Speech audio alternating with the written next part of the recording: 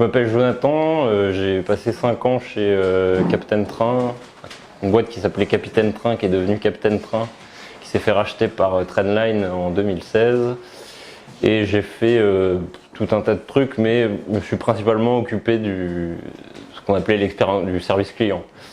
En fait, j'étais le premier recrutement non technique de la boîte sur un projet qui était très technique. Il faut se connecter à des transporteurs, donc il y avait beaucoup de développeurs.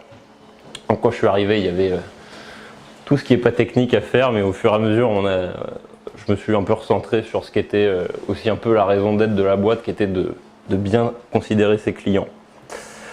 Et ça me fait très plaisir de venir ici, parce que pour ceux qui ne savent pas, on est dans les anciens locaux de Capitaine Train. Donc j'ai déjà fait quelques prises ici avec un peu moins de monde peut-être, mais voilà, ça faisait longtemps que j'étais pas revenu. Juste que je me rende compte, est-ce qu'il y a des gens qui connaissent pas du tout Capitaine Train, ou est-ce que ça vaut le coup de... Ok, donc pas grand monde. Je vais pas passer trop de temps dessus, hein, mais donc c'est un site, pour le résumer très rapidement, on peut dire que c'est un site pour acheter des billets de train qui pense avant tout à ses clients, on pourrait le résumer comme ça. Et comme je vous disais, moi je suis arrivé en début 2012. Il y a 3 fondateurs, et donc il y a eu deux recrutements de dev avant moi, et moi j'étais du coup le premier recrutement non technique. Et donc j'y ai passé 5 ans, on est passé en gros de 0 à 2 millions de clients. Et disclaimer, je suis parti suite au rachat en 2016 de Trendline, donc j'y travaille plus depuis quelques temps déjà. Et ce qui nous définissait, en gros, pour ceux dont tout le monde connaît, mais en gros la raison d'être de la boîte, c'est vraiment une boîte qui n'existe que grâce à l'expérience client. En fait, alors je sais pas si logiquement vous achetez vos billets sur Trendline, mais avant ça, en fait, vous étiez obligé de le faire sur ce qui est un monopole illégal de 10 ans, en fait, qui s'appelle Voyage SNCF, et qui s'appelle oui.sncf depuis peu. Et en fait, ce qui est marrant, c'est que le projet Capitaine Train n'aurait jamais existé si ce site-là avait été un bon site, quoi. Vraiment, on s'est créé sur la frustration d'utiliser Voyage SNCF, quoi. Et donc, c'est pour ça que je dis la raison d'être de la boîte, c'est vraiment l'expérience client. On n'existait que pour ça. On ne se battait pas sur les prix c'était ceux des transporteurs. Nous, on était juste une façon alternative d'acheter des billets de train. Donc, expérience client, c'est un truc un peu galvaudé. Pour moi, il y a un peu 2 niveaux de lecture. C'est une approche très produit, donc comment juste par les interfaces on va réussir à convaincre les gens de nous utiliser. Et l'aspect vraiment service client, c'est-à-dire au-delà des interfaces, comment on interagit avec les gens qui utilisent notre service.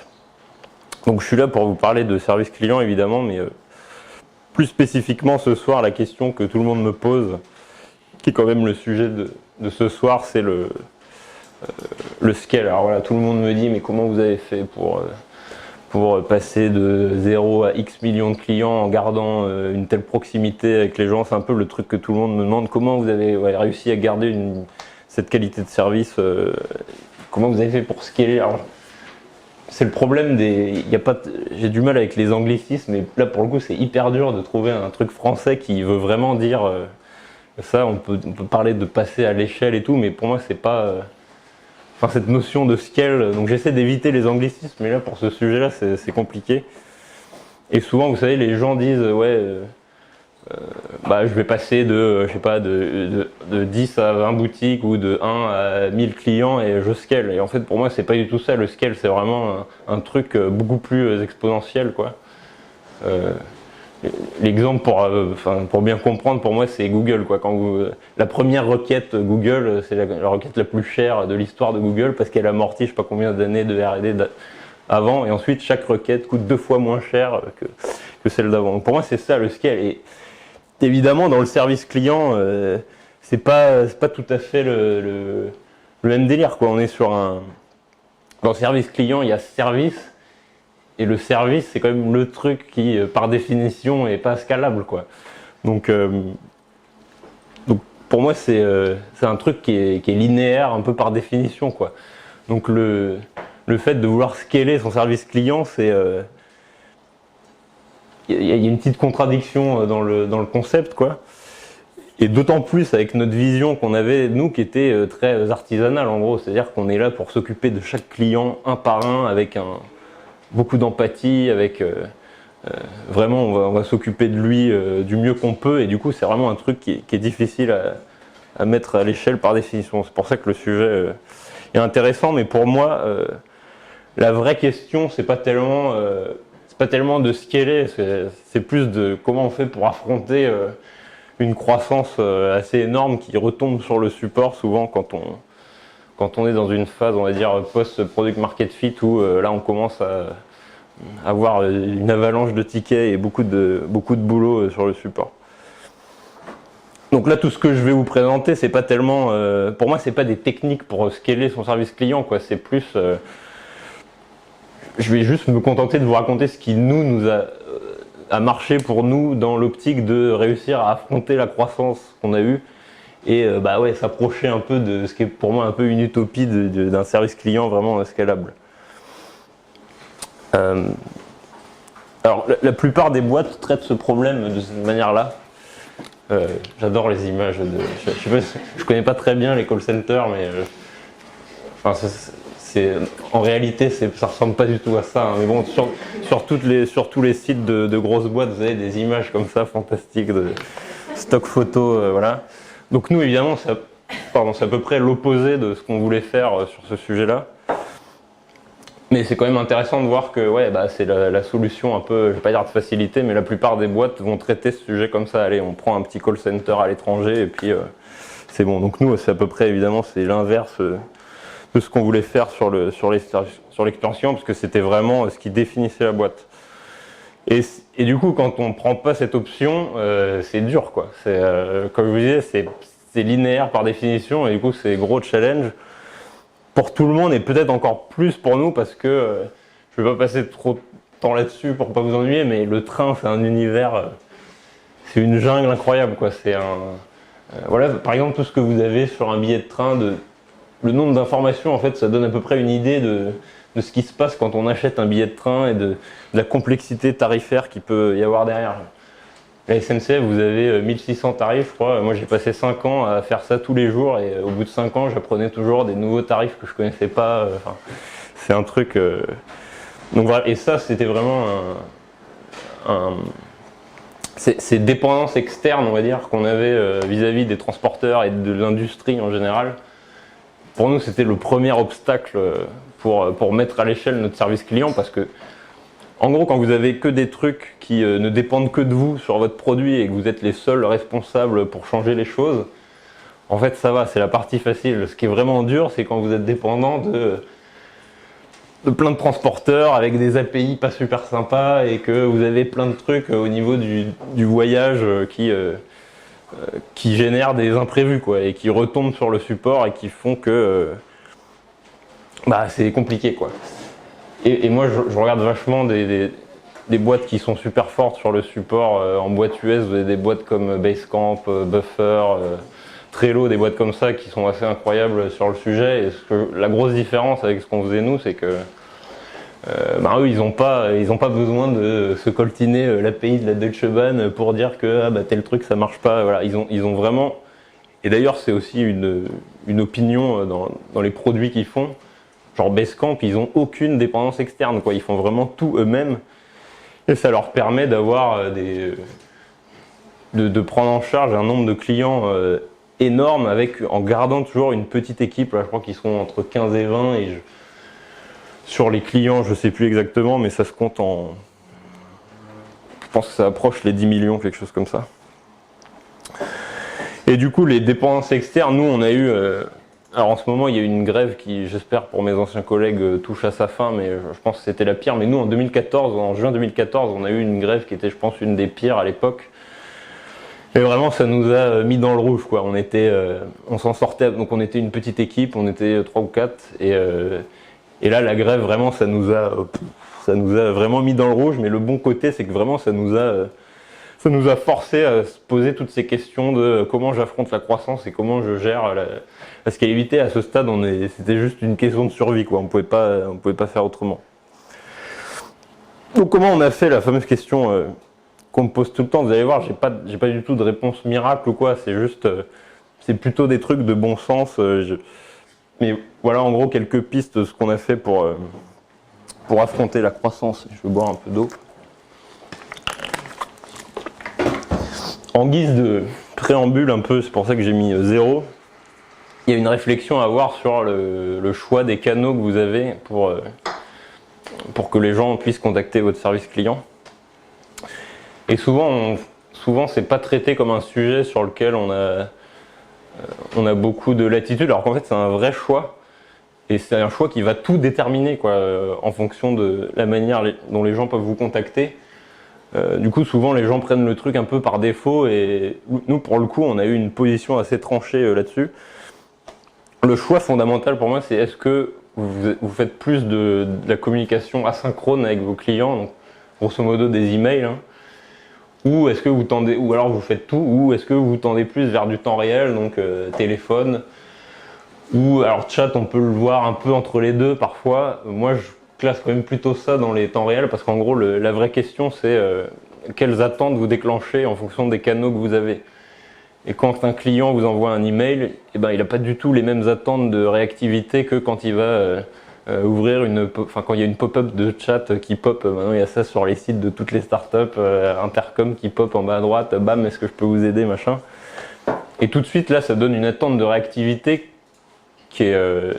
Alors, j'aime bien le chat, je pense que c'est le meilleur canal. Enfin, il y a plein d'études qui montrent que c'est le meilleur canal pour la satisfaction client, mais je vois plein de boîtes qui se jettent dedans et qui créent des expériences assez décevantes de ce style où voilà, vous avez un truc automatique genre salut, je suis là, et en fait c'est un truc automatique, et du coup c'est hyper décevant parce que derrière on se rend compte que c'était juste un modèle asynchrone comme un email, alors que si dès le départ ça avait été clair que bon bah voilà, j'envoie un email et puis je fais faire autre chose, et puis quand je reviens j'aurai peut-être une réponse.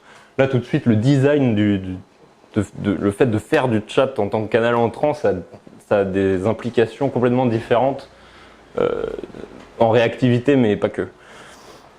Et nous, pour le coup, on avait une position très tranchée sur le sujet.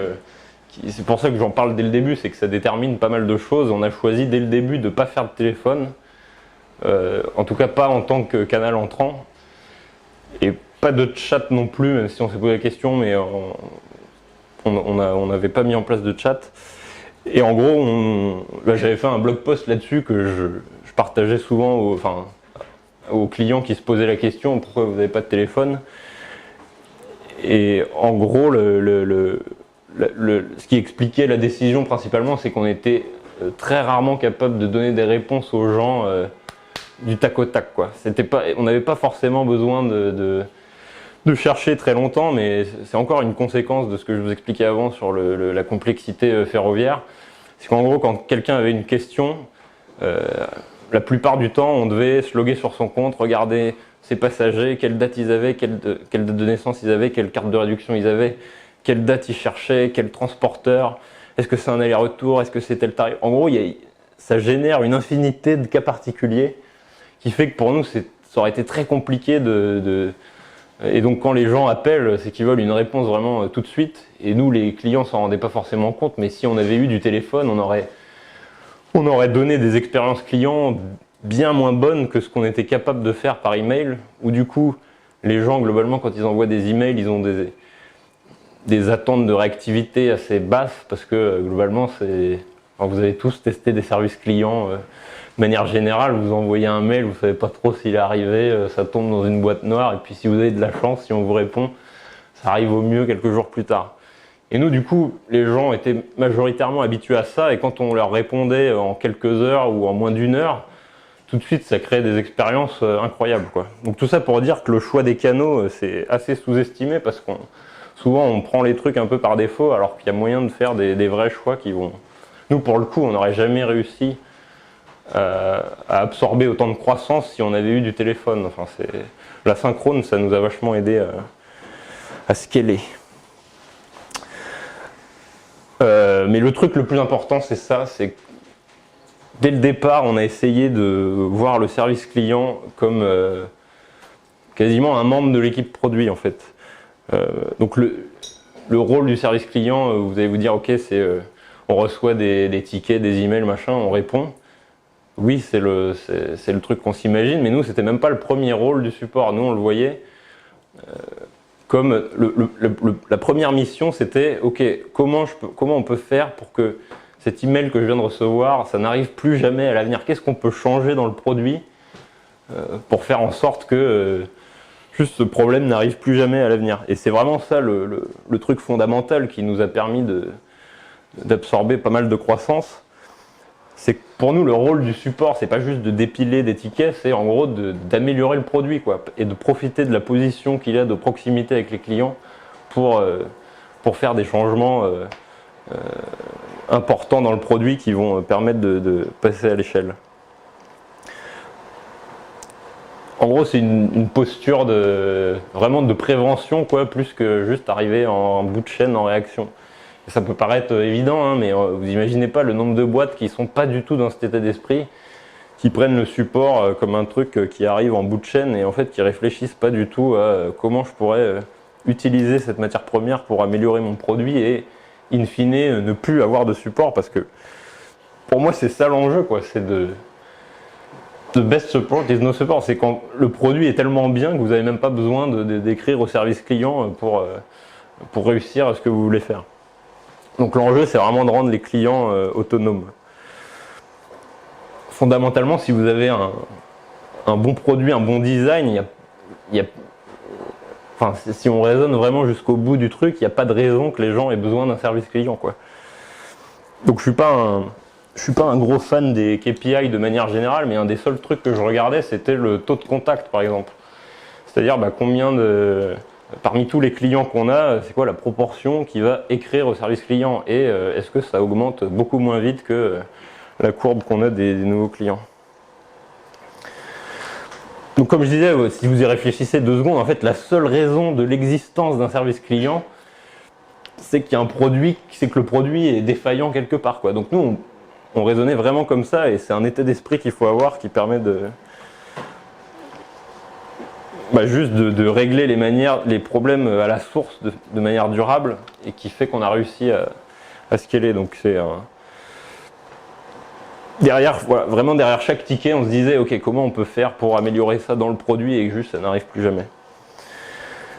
L'idée, c'est de rétablir la boucle de feedback qui est très souvent rompue entre les clients et les gens qui conçoivent vraiment le produit, quoi. En fait, plus il y a de distance entre ces deux-là, et plus c'est là que les expériences clients vont être pourries.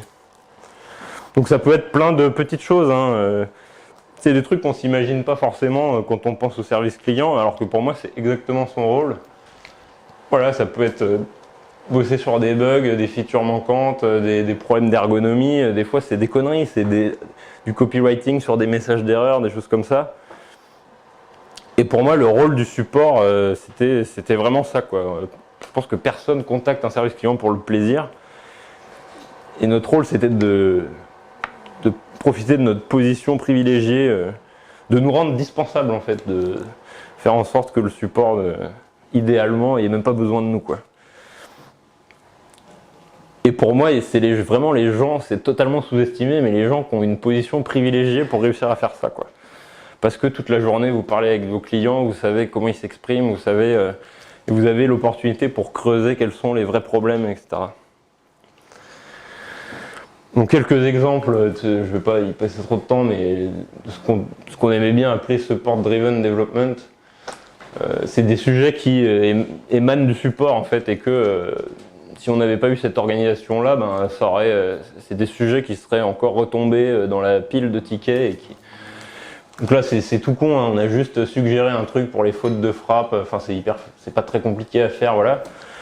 Et juste ça nous a évité des milliers d'emails, quoi. C'est un enfer quand le gars vous contacte, qu'il a pas mis la bonne adresse mail, vous passez 3 allers-retours à définir qui il est, bref, enfin. Qu'est-ce que j'ai mis là? C'était l'annulation partielle. Donc en gros, pendant très longtemps, si vous achetiez un billet de train pour deux passagers, en fait c'était impossible depuis le site d'annuler pour un seul des 2 passagers. Donc c'est un exemple juste comme ça, mais du coup les gens devaient écrire au service client, et nous on bidouillait dans l'arrière-boutique SNCF pour le faire à la main. C'était pas forcément très long, mais on était arrivé à plusieurs dizaines de tickets par jour. Et juste le jour où on a sorti ce truc, donc là pour le coup c'est une nouvelle feature, hein, même si ça paraît ça aurait dû être évident dans le produit, mais le jour où on a sorti ça, on est passé de 15 ou 20 tickets par jour juste là-dessus à 0, genre c'est fini, jamais. Et là pour le coup, il y a la notion de scale vraiment elle s'appliquait pour des trucs comme ça. Des fois je disais ça tient pas grand chose quoi. Là le surlignage jaune dégueulasse là, c'est hyper moche, mais ça nous a sauvé la vie un nombre de fois. En gros c'était pour expliquer aux clients un truc compliqué que des fois c'est pas compatible sur du billet dématérialisé et du coup il faut retirer à une borne avec une procédure spécifique, etc. Et du coup quand ça se passait mal, nous ça retombait sur le support parce qu'on devait gérer une réclamation à la place du client.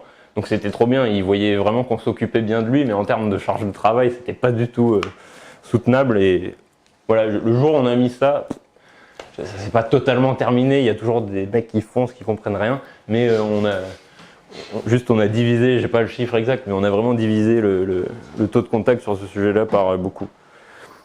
Là pareil, vous connaissez un peu, vous connaissez tous le 3D Secure, le truc un peu pété où chaque banque a sa procédure différente. Au mieux c'est un SMS qui arrive, au pire c'est une espèce de calculatrice qui vous génère un code unique à chaque fois. Et le jour on a réussi à faire comprendre aux gens que la pop-up 3D Secure, elle n'était pas gérée par nous, mais que c'est la banque qui faisait ça, et que du coup ça plantait tout le temps. Juste ça nous a... pareil, j'ai pas le chiffre exact, mais juste les requêtes support sur ce sujet ont été divisées par 10 ou 20 quoi. Et en plus, il y a même des gens qui parlaient de ça sur Twitter. Je sais pas si vous avez déjà vu des gens parler de messages d'erreur sur Twitter, mais nous ça nous faisait de la pub gratuite, on était contents. Donc l'idée c'est vraiment, on prend tous les motifs de contact et on les élimine un par un quoi. Même si, et nous on avait une multitude de cas comme ça à la marge du fait de la complexité des transporteurs. Et même quand vraiment c'est complètement de la faute du client, on essayait de trouver des solutions pour... genre là, si vous avez déjà acheté un billet avec le même passager et que vous en rachetez un autre, ça peut être délibéré, mais a priori il y a des chances que ce soit une connerie. Et on vous mettait ce genre de message d'erreur. Donc les messages d'erreur c'est ultra... faut pas en avoir trop non plus parce que sinon ça annule l'effet et ça, en gros ça va attirer l'attention des gens que s'il n'y en a pas beaucoup. Donc c'est un dosage à faire par rapport à ça, mais vraiment c'est... Bon ça je l'ai déjà dit, je vais pas me répéter, mais en gros rétablir la feedback loop qui est très souvent rompue en fait au niveau des services clients traditionnels. Et c'est vraiment le truc essentiel qui nous... Si vous devez retenir un truc de comment on a fait pour absorber la croissance, c'est vraiment ça quoi. C'est l'approche produit du service client. À gauche c'était un... Alors, ouais, désolé ça date un peu, c'était avant que je parte du coup sur les 2 dernières années, en gros la courbe du nombre d'inscrits. Donc la vraie courbe, ça c'est la fausse courbe ce qui se serait produit si on n'avait rien fait sur le produit. Ce qui s'est plutôt passé en réalité, c'est plutôt un truc comme ça. En gros c'est le produit qui nous a sauvés quoi. Et pour moi c'est la seule solution. Alors, on peut pas faire autrement quand on est en tout cas dans un produit comme ça B2C avec beaucoup d'utilisateurs. Donc on essaie toujours de tendre vers ça, vers un produit qui résout les problèmes à la source, mais évidemment c'est pas toujours possible. Le produit peut pas toujours tout régler et dans ce cas-là, le site d'aide c'est un truc incontournable, enfin la rubrique d'aide, le help section, enfin, vous appelez ça comme une base de connaissances. Et ça c'est quand même un outil hyper intéressant pour le support. C'est le concept de self-service quoi. En gros si vous avez bien fait votre boulot, les gens ils peuvent aller trouver la réponse eux-mêmes. Et c'est pas qu'on veut pas leur parler, c'est juste que même pour eux en fait c'est bien plus efficace de pas être dépendant d'un humain qui va répondre. Quand la réponse elle existe, elle est là et on fait tout en sorte pour qu'elle soit facile à trouver. Et du coup pour continuer sur le rôle un peu beaucoup plus polyvalent du support que ce qu'on trouve généralement dans les trucs traditionnels, le support est hyper pertinent pour écrire le contenu du site d'aide typiquement. Donc à la fois pour servir les clients et aussi pour consolider un peu la connaissance même en interne pour que tout le monde sache un peu ok dans tel cas très identifié voilà ce qu'on dit publiquement aux clients et j'y reviendrai plus tard mais sur l'onboarding même des nouvelles recrues vachement important. Et aussi j'en parlerai un peu à la fin parce que c'est un sujet essentiel, on avait un wiki interne sur lequel on partageait tout et sur les trucs qui n'était pas forcément très intéressant pour le client, mais on a une grosse culture de transparence et de partage en interne qui font que... Bon, j'y reviendrai plus tard.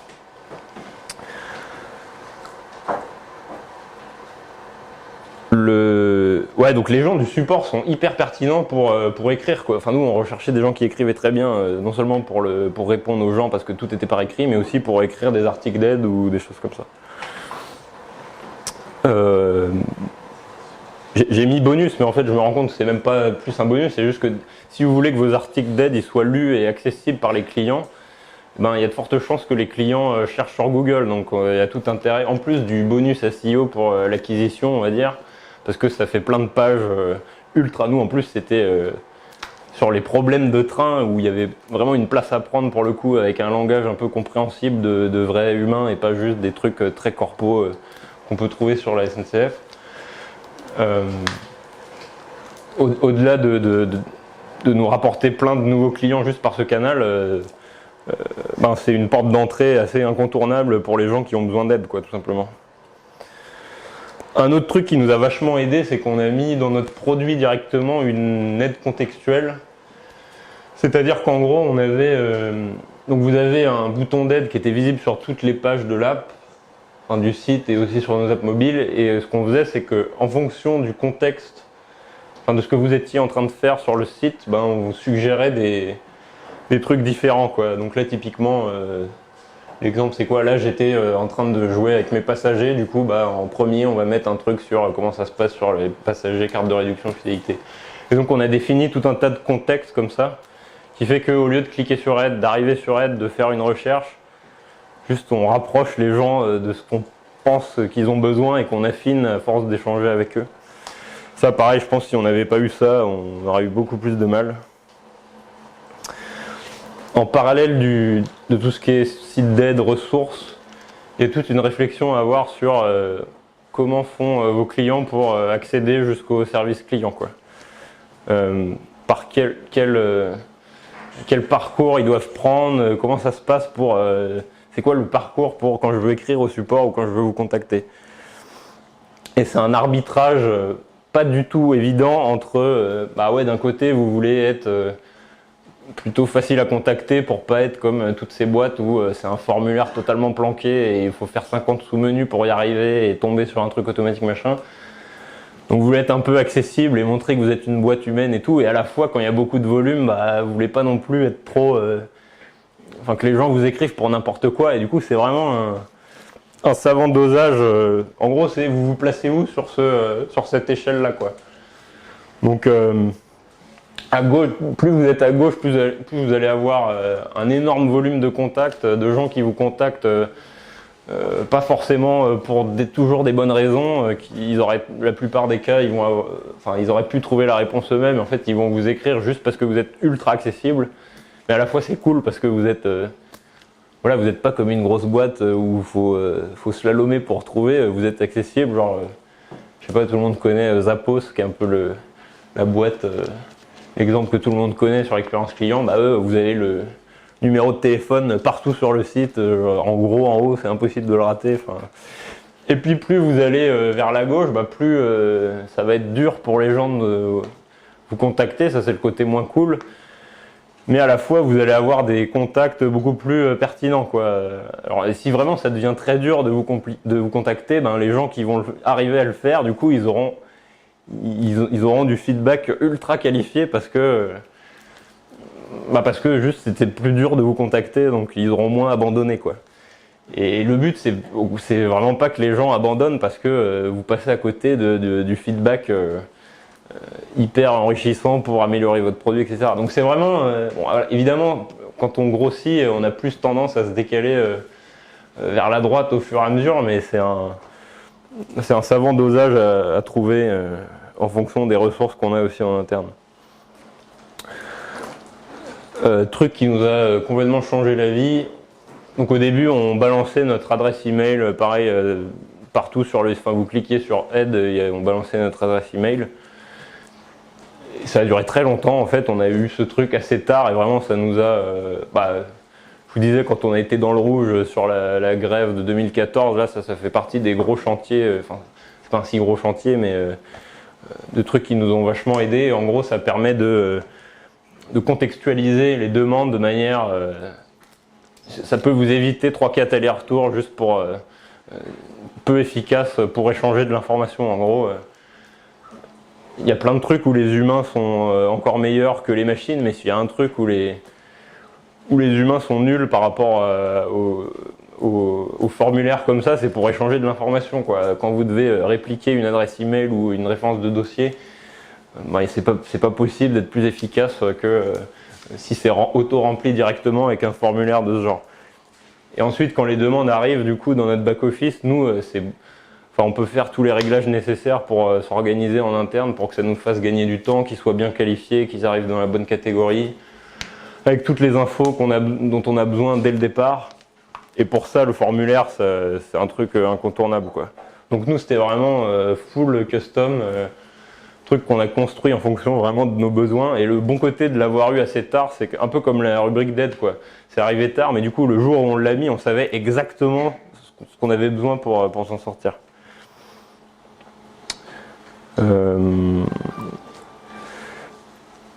Ouais, ça nous permet de lier les infos avec notre back-office et du coup d'être beaucoup plus efficace pour répondre aux clients et donc d'en traiter plus et donc de progresser dans la lutte contre la croissance.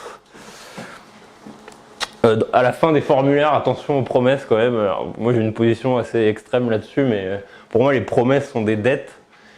Et en gros à chaque fois, je vois ça tellement souvent, je sais pas, par exemple à la fin d'un formulaire, vous avez un truc genre le service client vous répondra sous, je sais pas, X minutes, X heures. Alors je sais pas pourquoi vous voudriez faire ça, mais si vous le faites, ça veut dire que tous les cas où vous serez après, vous allez décevoir les gens. Pour moi, en fait, il faut faire très attention à ces promesses. Souvent, il n'y a aucune... il n'y a rien qui vous oblige à faire des promesses. Et en gros, en faisant une promesse, vous allez tout de suite déterminer le niveau d'attente des gens. Ce qui fait que ce qui va générer sa satisfaction, c'est pas seulement votre prestation de bien lui répondre vite et tout, c'est la différence entre les attentes que vous aurez mis et ce que vous allez vraiment délivrer. Alors que si vous mettez pas d'attente, vous avez beaucoup plus de chances qu'il soit content. Les promesses sont des dettes. Un truc qui nous a bien sauvé la vie aussi pas mal de fois, un espèce de bandeau d'urgence qu'on mettait, alors faut pas que ce soit trop souvent, mais nous c'était très rare et du coup quand ça arrivait c'était juste le meilleur moyen de communiquer avec les gens quand il y a un truc grave, quoi. Enfin, quand il y a un incident ou un truc qui dépend pas forcément de nous, comme j'expliquais, grève SNCF typiquement. Et dès lors que c'est suffisamment rare, ça permet d'avoir une communication un peu proactive et de s'éviter tout un tas de mails de gens qui vont arriver en panique, genre ça marche pas. Quand vous êtes capable de donner les infos de manière proactive, ouais, ça va vous éviter, surtout si c'est un truc où le contact avec le client va pas être ultra intéressant parce que vous savez pourquoi il y a le problème, juste ça arrive et puis vous pouvez juste dire oui on sait, et donc dans ce cas-là vous voulez juste éviter le contact et le faire comprendre aux gens le plus en amont possible. L'idéal pour ça, c'est que les gens du support soient autonomes pour gérer ce genre de truc et pas qu'il y ait 50 validations et donc nous on avait ça typiquement directement dans notre back-office et juste c'était trop bien, quoi. On avait un problème, il y avait un problème de prod identifié, direct on pouvait aller communiquer nous-mêmes avec les clients sans avoir de dépendance à l'équipe produit, aux développeurs, tout ça, et juste ça nous évitait de nous prendre une grosse charge de travail sur le support.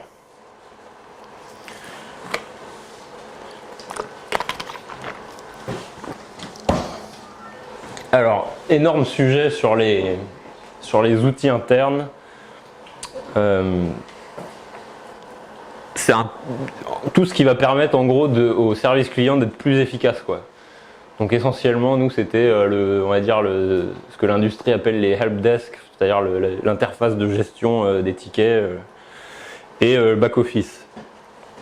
Et alors, je sais pas s'il y a des gens de Forest Admin dans la salle, voilà, ils vous parleront de ça mieux que moi, mais juste c'est incroyable à quel point les back-office sont totalement sous-estimés, quoi. Souvent, le truc le plus sexy, c'est le produit, ce qui est visible par le client, mais nous on traitait vraiment notre back-office avec autant d'attention que que les apps qu'on sortait aux clients, quoi, parce que c'est ce qui va permettre au support juste d'être efficace et de pouvoir aussi prendre en charge plus de clients.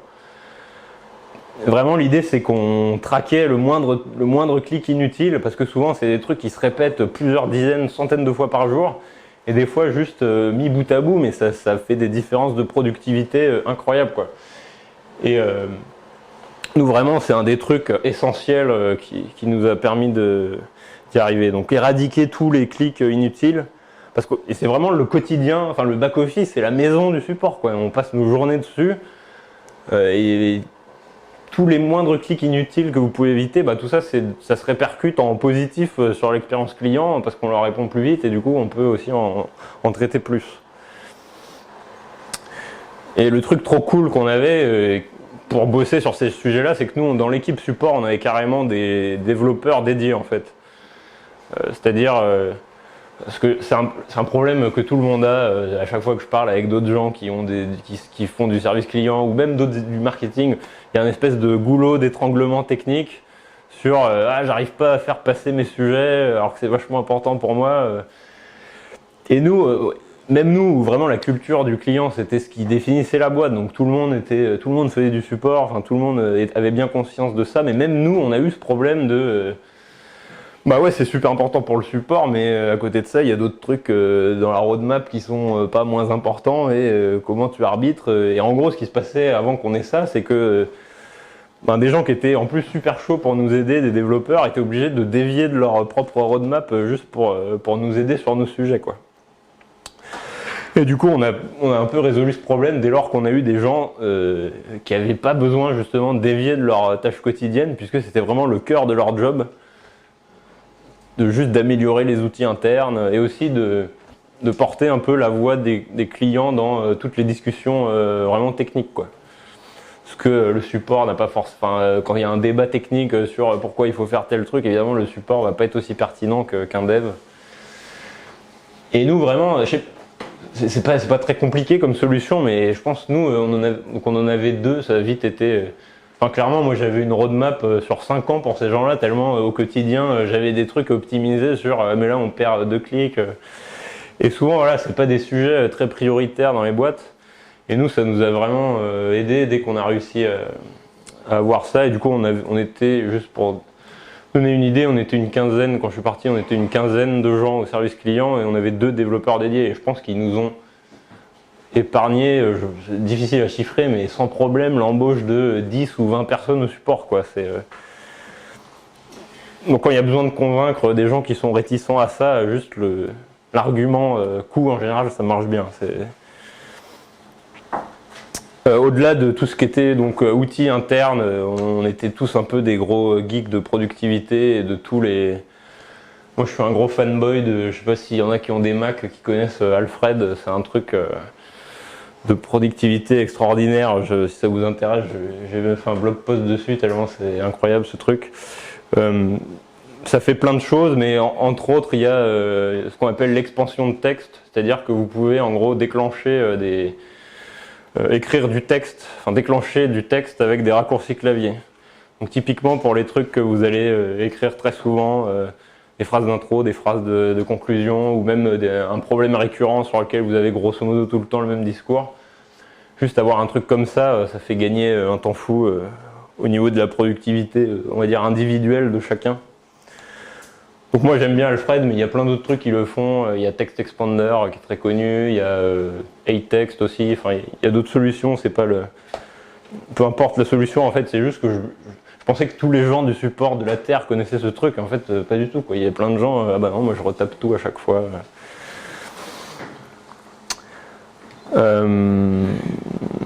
Alors donc j'ai parlé de pas mal de trucs en interne sur le produit, sur les outils internes et tout. Évidemment, pour nous aider à affronter la croissance, il y a évidemment du recrutement. Mais à la limite, c'est presque pour moi le truc qui doit arriver quasi en dernier, quoi, parce que c'est le truc que vous avez un peu épuisé. Le recrutement, on retombe sur des embauches d'humains qui vont pas avoir des répercussions forcément ultra scalables comme il peut y avoir sur le produit ou sur les outils internes. Donc je vais pas, on avait un process de recrutement assez vénère, je ne vais pas revenir dessus, mais clairement construire l'équipe, c'est un peu ce qui nous a sorti aussi des périodes très difficiles qu'on a eues sur la charge. Et c'est hyper intéressant aussi d'avoir en gros d'être suffisamment nombreux déjà pour s'organiser entre nous pour je sais pas, on faisait du support le week-end, donc juste pour tourner entre nous, des trucs comme ça, pour aussi sortir un peu la tête du guidon et bien réfléchir au sujet sur le produit, ce qui est très difficile à faire en fait quand vous êtes constamment vraiment dans le flow quotidien de tickets, et c'est très addictif quoi, c'est un flow infini, et du coup dès lors qu'on a pu un peu structurer l'équipe, moi ça m'a fait vachement de bien de pouvoir prendre un peu de recul sans me dire oh putain j'arrête là, tout va exploser, et juste bien réfléchir à qu'est-ce qu'on doit vraiment faire pour mettre à l'échelle le service client. Ça permet de prendre du recul sur vraiment le rouleau compresseur des tickets. On arrive à ce dont on a commencé à parler tout à l'heure, hyper important, nous on partageait tout, donc on avait vraiment une culture de l'écrit. Moi j'habite à Lyon, en fait, depuis le début du projet, j'étais en remote en fait la plupart du temps. Je venais à Paris 2 jours par semaine, mais la plupart de nos discussions étaient écrites, ce qui fait qu'on n'était pas dépendant pour partager l'information. Pareil, je sais pas s'il y a des gens de Slide dans la salle, mais voilà, ça t'expliquera ça mieux que moi, mais juste le fait que tout soit écrit, une fois que tu as cet état d'esprit, c'est tellement plus puissant pour partager l'information que juste si le gars il n'était pas dans la même salle que toi au moment où il y a eu une info qui est passée, en fait il la rate, et ça se trouve ça pouvait vachement l'intéresser. Donc vraiment une grosse culture de l'écrit dès le départ, et ça passait par notre wiki. Alors il n'y avait pas Slide à l'époque, du coup on avait MediaWiki, ce qu'on appelait notre Citypedia, où vraiment on partageait beaucoup de trucs. Il y avait, je sais pas, typiquement il y avait toutes les notes de réunion de tous les meetings, tout était accessible. Et tout le monde pouvait avoir l'info de manière asynchrone, sans être dépendant de j'étais là à ce moment-là ou pas, et dans un autre lieu, etc. Et ça nous a vachement aidé à diffuser cette culture vraiment du service client où, en gros, quelqu'un arrivait, il comprenait bien que ici le service client c'était un truc important quoi dans la boîte. On pouvait pas y couper, et c'est ce qui définissait toute notre proposition de valeur. Donc vraiment, mais le wiki, super important. Ça permet aussi de garder une trace écrite de toutes les décisions que vous prenez. Et en gros, si même des fois quelques mois plus tard, mais pourquoi on a décidé ça déjà, on oublie quoi, on oublie tout, et là vous reprenez la trace écrite, ah ouais ok c'était pour ça du coup machin. Donc vraiment tout écrire, c'est un de mes combats. Et au-delà de ça, on avait un process d'onboarding aussi assez costaud, où pendant plusieurs semaines les gens arrivaient.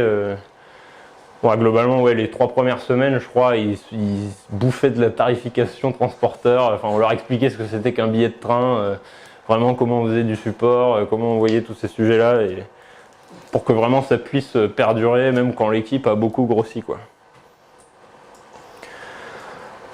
Tout le monde faisait du support dans la boîte, quel que soit leur job, qu'ils soient marketeur, comptable, CEO. C'est un truc essentiel pour moi. Vous comprendrez jamais aussi bien les problèmes de clients que quand c'est vous avec vos petites mains qui devez juste lui répondre un truc, et que vous engagez un peu émotionnellement dans la réponse que vous êtes en train de faire, ou dans ce que vous engagez à dire, quoi. Il y a plein de gens qui disent moi j'écoute les appels des clients, je lis et tout, mais pour l'avoir vécu avec la croissance, parce que du coup je gardais toujours moi je tenais à continuer à faire beaucoup de tickets, mais du coup j'avais aussi une équipe à gérer, et du coup ça m'a permis de voir à quel point en fait quand on traite pas soi-même les demandes des clients, juste on a une tendance naturelle horrible à minimiser leurs problèmes, quoi. Et juste parce qu'on est moins impliqué que si c'était nous qui avons en charge les clients. Donc on essaie de résoudre ça avec ce qu'on appelait le everyone on support. Enfin, on n'a rien inventé, hein. Toutes les boîtes US qui ont un bon service client font ça. Et ça permet d'assumer soi-même la responsabilité d'une réponse au client, et ça fait vraiment toute la différence. Donc là j'ai mis, quand je suis parti on était à peu près 60, ça c'était le channel Slack du service client. Et vraiment ça intéressait tout le monde, quoi. Il y avait tout le monde qui suivait, alors avec plus ou moins d'attention, mais tout le monde était intéressé par ce sujet-là, parce que ils comprenaient bien que c'était central pour nous.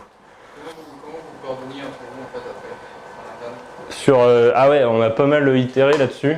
Au début, c'était totalement YOLO, genre oui, tout le monde en fait un peu quand ils veulent. Il y a des gens pour qui ça marchait très bien parce qu'ils voilà, ils adoraient ça. Il y en a d'autres, c'était même pas par envie de pas le faire ou quoi, mais juste ils ont leur propre sujet et tout. Donc finalement, on est arrivé sur un système assez un peu plus scolaire, quoi, où on avait en gros chaque personne avait une demi-journée de support bloquée dans son agenda mensuel.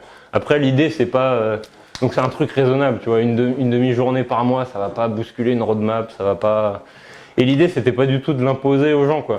C'était de leur faire comprendre. Bon, ils comprenaient assez bien vu la culture de la boîte, mais en fait, ils comprenaient vraiment par l'expérimentation que juste ouais, ça te rend vraiment meilleur dans ton job en fait. Développeur, c'est extraordinaire quoi. Vu qu'ils ont beaucoup plus, enfin souvent ils ont des grosses logiques. Nous c'était ça, produit, résoudre les problèmes à la source et tout, mais juste il répond 3 fois le même problème, il pète un câble, il arrête, il va juste fixer le code et c'est fini quoi. Ça veut dire que tout le monde était capable de monter en compétence sur tous les sujets.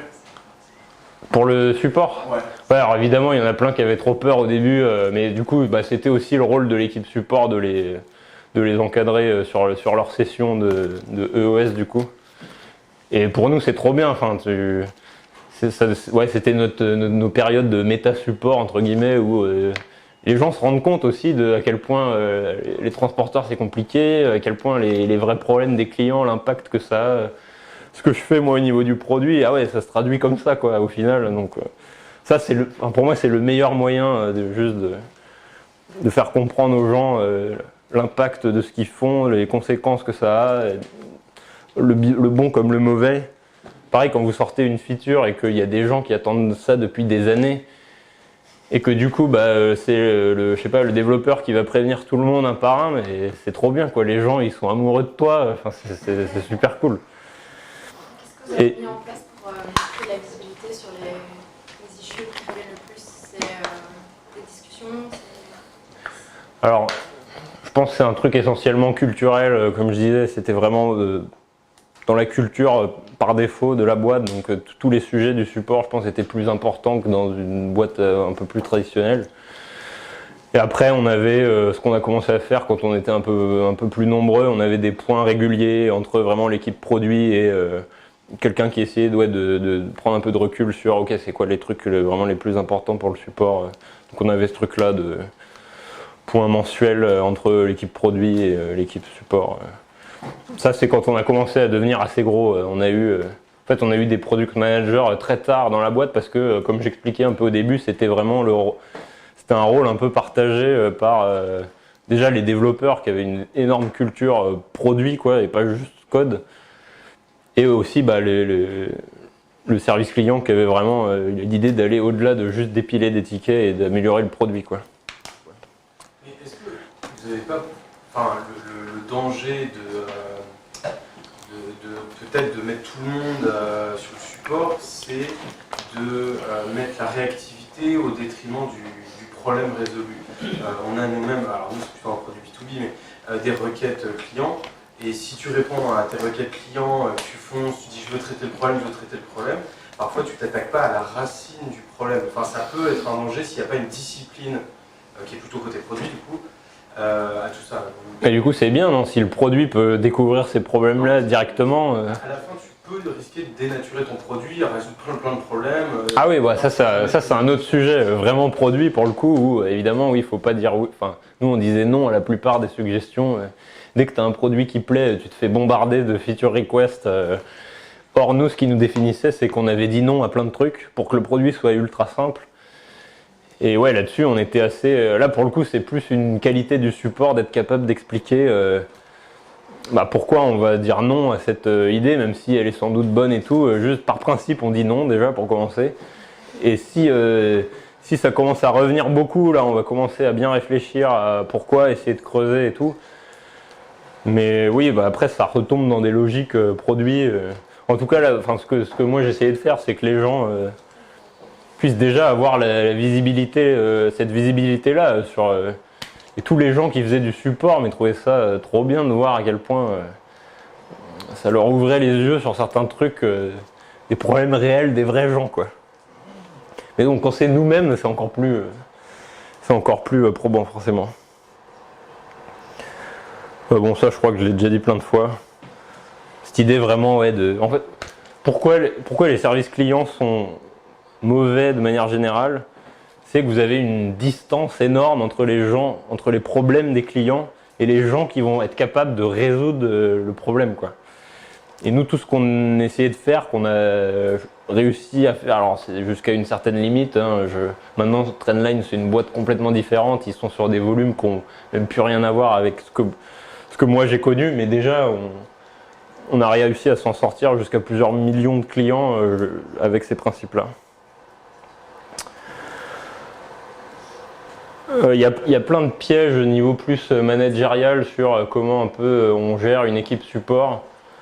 Et en fait, si vous interrogez les gens des services clients de pourquoi ils sont frustrés ou pourquoi ils n'arrivent pas à... qu'est-ce qui pourrait les rendre meilleurs, souvent c'est des trucs managériaux à la con, genre en fait j'ai pas la latitude pour vraiment agir sur le problème du client, et des fois c'est des conneries, c'est à cause d'avoir l'accès à tel truc, des droits d'accès, des validations, etc. Donc nous on essayait vraiment qu'il y ait le moins de friction possible sur ces gens-là, et du coup notre process de recrutement était super dur, mais par contre une fois que les gens arrivaient jusqu'au bout, bah vraiment on leur faisait pleinement confiance, quoi. On n'avait pas contrôlé, ah là t'as fait un geste commercial, enfin vraiment ils avaient toute la...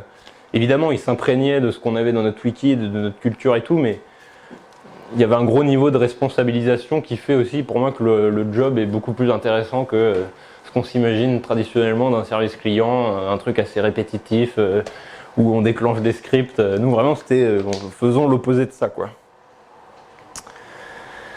Pas besoin de validation absurde par des managers qui... Nous les managers c'était vraiment... Ils sont là pour faire pour le coup le support des gens. Ils arrivent en dessous en fait, c'est le support du support, c'est-à-dire qu'ils vont pas prendre les décisions à leur place, ils sont là pour les aider et faire du vrai management, c'est-à-dire comment je peux t'aider et d'arriver en soutien plus quand c'est moi qui prends les décisions. Pour moi c'est pas aux managers de prendre les décisions, quoi. C'était aux gens qui sont experts de leur sujet. Et dans le cadre du support, les experts c'est les gens qui parlent aux clients et qui sont en contact avec eux toute la journée. Donc si je résume, ça fait déjà 1 heure, putain. En fait, si le gros piège pour moi, c'est de croire que le service client est limité au service client lui-même. Et pour moi, c'est un truc que pour vraiment y arriver, non seulement pour faire un truc qualitatif, mais encore plus si vous voulez mettre à l'échelle, parce que c'est quand même le sujet, en fait, il faut vraiment l'envisager comme un truc transversal où les gens qui parlent mieux que moi diraient holistique, quoi. Vraiment un truc qui concerne toute l'entreprise. Et comme je disais, il y a pas mal on a parlé pas mal des outils internes, de la relation avec le produit, et tout ça, pour moi, ça vient avec des sujets de culture d'entreprise qui font que si vous n'avez pas ça, en fait, c'est très compliqué, et c'est encore plus compliqué quand vous avez de la croissance, quoi. Et moi, en tout cas, c'est un peu ma réponse à comment on a fait pour affronter la grosse croissance qu'on a eue en gardant, j'espère, un bon niveau de qualité. C'est que c'était une histoire de culture d'entreprise, quoi. Cette vision globale du service client qui ne se limite pas aux gens qui le font, mais vraiment qui est diffusée dans toute l'entreprise. Et donc c'est un sujet RH culturel. C'est pour ça que maintenant je fais un projet plus dans les RH. Voilà. Merci de m'avoir écouté.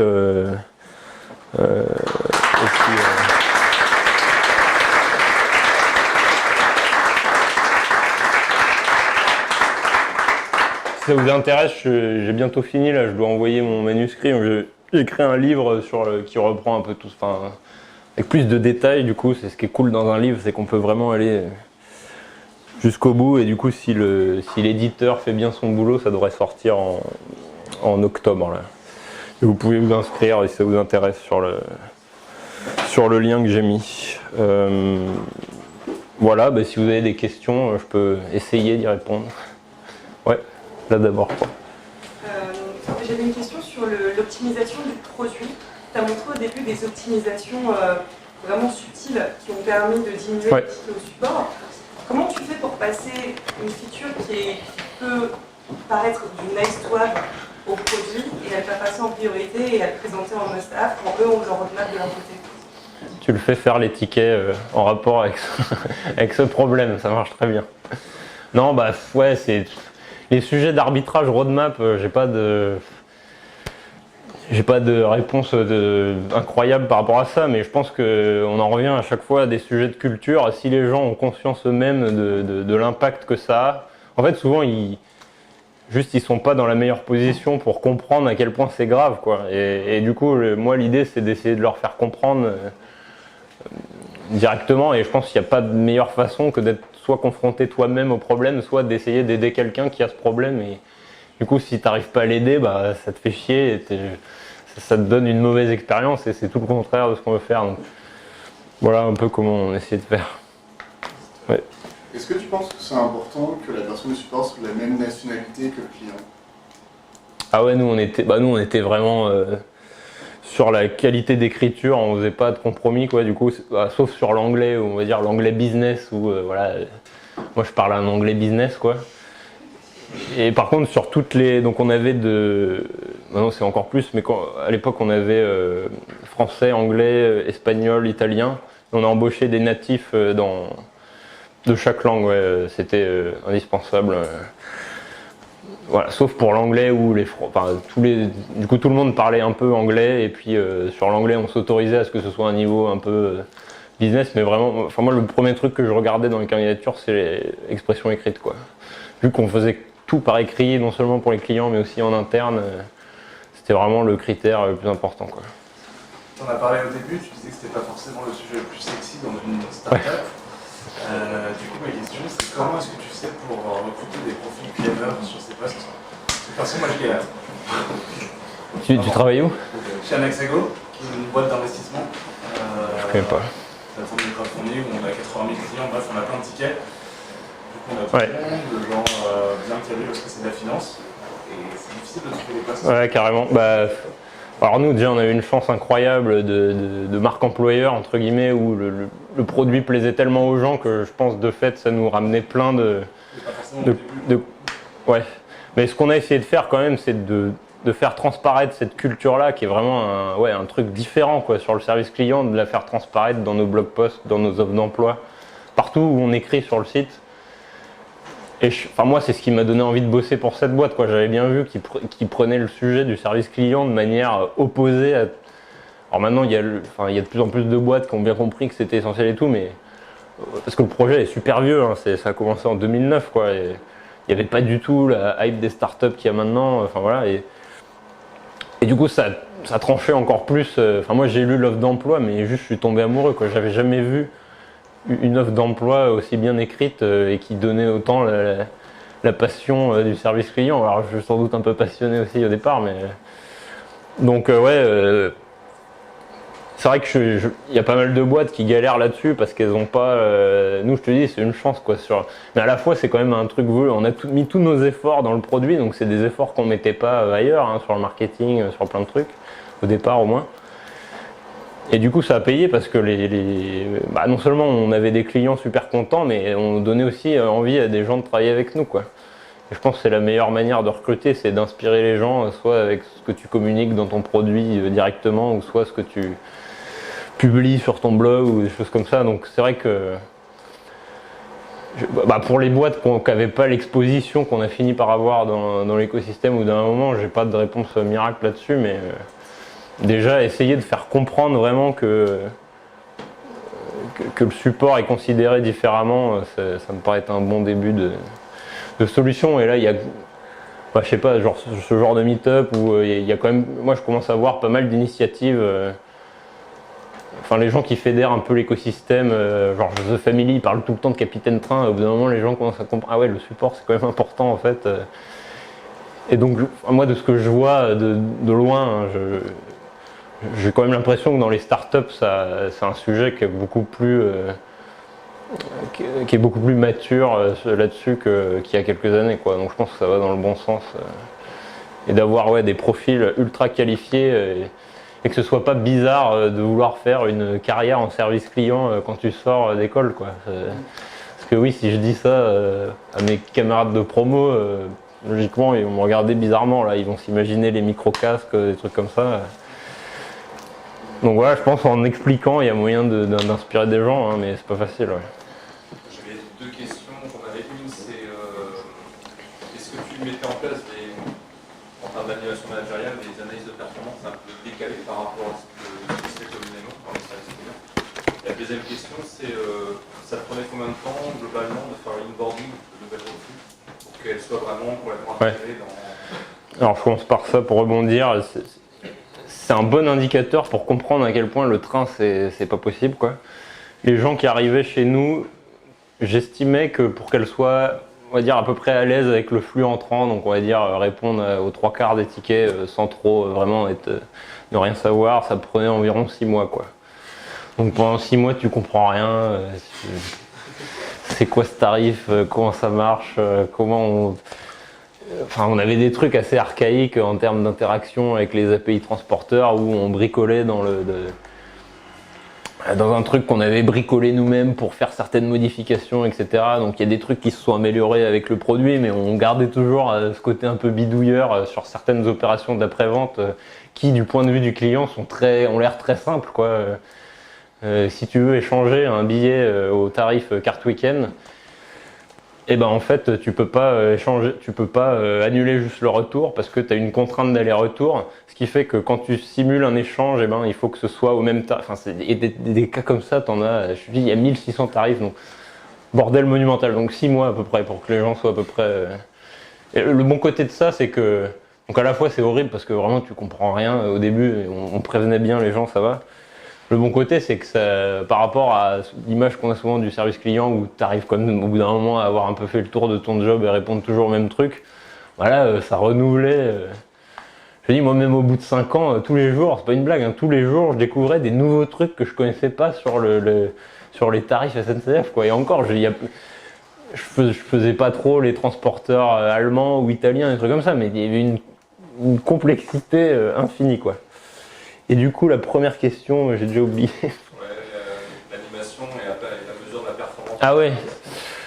Les KPI, moi j'ai un peu une dent contre plein de KPI qui sont très traditionnellement utilisés pour mesurer la performance du service client. Je trouve que c'est ultra casse-gueule. Je déteste le NPS. Je pourrais vous partager un article hyper bien écrit là-dessus qui démontre vraiment à quel point c'est un truc pas pertinent, quoi. Moi, les seuls trucs que je regardais, c'était, j'ai dit, le taux de contact, ça c'est vraiment un truc important, et le temps de réponse médian, en fait. En gros, j'avais suffisamment confiance en mon équipe pour que si je leur mets pas des bâtons dans les roues et qu'ils ont toute l'autonomie nécessaire, je sais qu'ils vont à chaque fois faire le max pour les clients et qu'ils vont pas bâcler leur travail, on va les recruter pour ça. Et du coup, la seule chose qui m'intéressait, en fait, comment on est meilleur d'une fois sur l'autre, c'est est-ce qu'on répond plus vite globalement, quoi. Parce qu'en fait, ouais, au bout d'un moment, on m'a quand même demandé de produire un peu des chiffres et tout. Et en fait, quand je regardais ce que les feedbacks qu'on avait sur notre service client, j'avais une slide sur une autre presse qui montrait bien ça. Les gens, quand ils parlaient de nous sur Twitter, sur le sujet spécifique du service client, il y a un truc qui revenait tout le temps, c'est ils parlaient à quel point on était réactif, en fait. Donc c'est vraiment le truc qui intéressait les clients, donc c'est un des trucs que j'utilisais. Et après, ouais, je pense que c'est vraiment casse-gueule, genre de mettre des métriques en termes de volume de tickets à traiter, par exemple. Ça, c'est ultra... Enfin, pour moi, ça peut totalement péter une cohésion d'équipe parce que moi, ce qui faisait la richesse de mon équipe, c'est que j'avais des profils complètement différents qui vont pas du tout sortir les mêmes chiffres sur ce genre de métriques. Genre, il y a des gens qui vont être super bons sur vraiment la diplomatie avec les clients et régler des problèmes complexes où il y a besoin de beaucoup de pédagogie et tout. Il y en a plus comme moi qui vont dépiler à mort, qui vont être très efficaces et tout. Il y a d'autres qui vont être vraiment aller creuser sur des problèmes techniques. Et donc tous ces profils-là, pour moi, ça fait la richesse d'une équipe. Et ils vont pas du tout sortir les mêmes métriques de support, quoi. Donc grosse base de confiance au départ.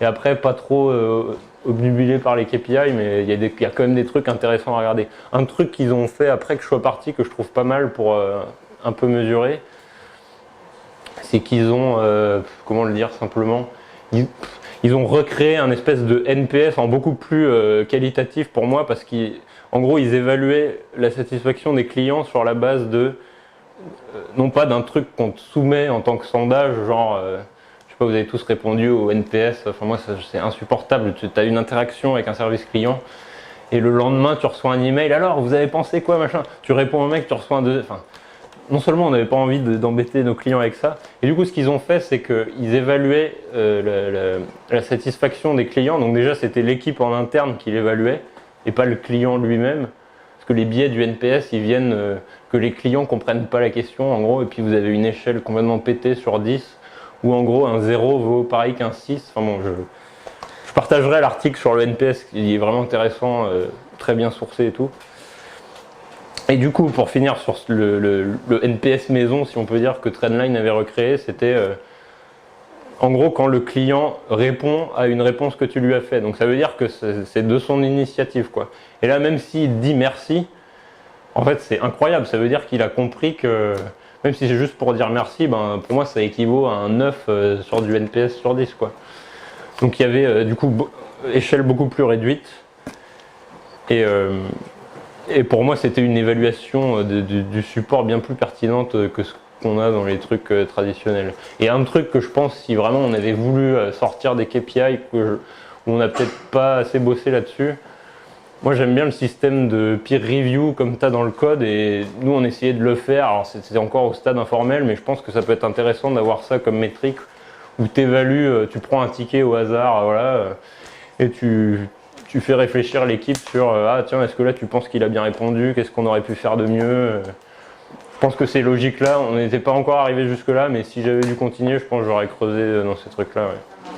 Merci. Merci.